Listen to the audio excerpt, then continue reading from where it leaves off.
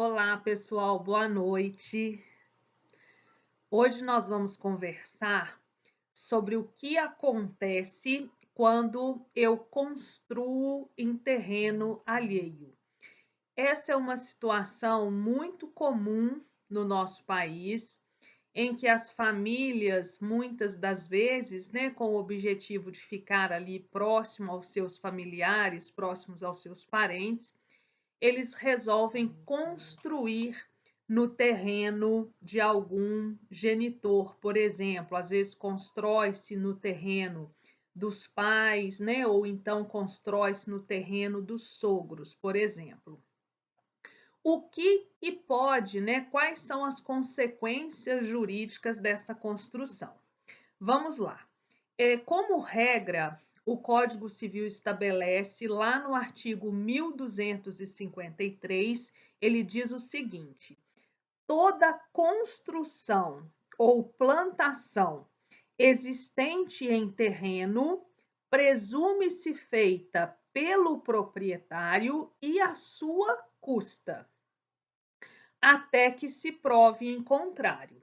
Então, qual que é a regra trazida aí pela legislação civil?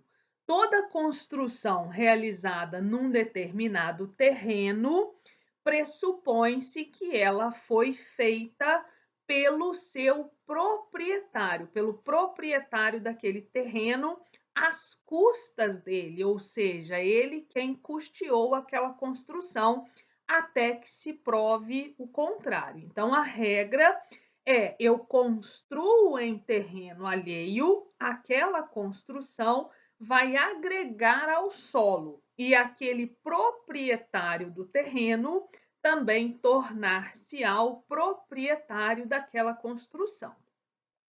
Especificamente sobre esta situação que nós tratamos no início desse vídeo, né, sobre a indagação trazida no início do vídeo, nós temos a solução lá no artigo 1255, que diz assim: aquele que semeia, planta ou edifica em terreno alheio perde em proveito do proprietário as sementes, plantas e construções. Se procedeu de boa fé, terá direito à indenização. Então vejam que se a pessoa constrói em terreno alheio, a construção realizada, ela será perdida em proveito do dono do imóvel, do proprietário daquele terreno. Se quem construiu agiu de boa fé, vamos assim dizer, né? Foi autorizado a fazer aquela construção, o que muitas das vezes acontece, né? Às vezes os pais ou os sogros, eles dão permissão para que aquela construção ocorra. Aí, neste caso, o que as pessoas que construíram terão direito? Apenas a uma indenização. Mas vejam bem, essa autorização, ela precisa estar comprovada, é que ela seja obtida por escrito, a fim de se evitar problemas futuros. Mas o legislador, já prevendo estas situações, ele estabelece que presume-se a má-fé daquele que autorizou a construção ou simplesmente silenciou quanto a ela.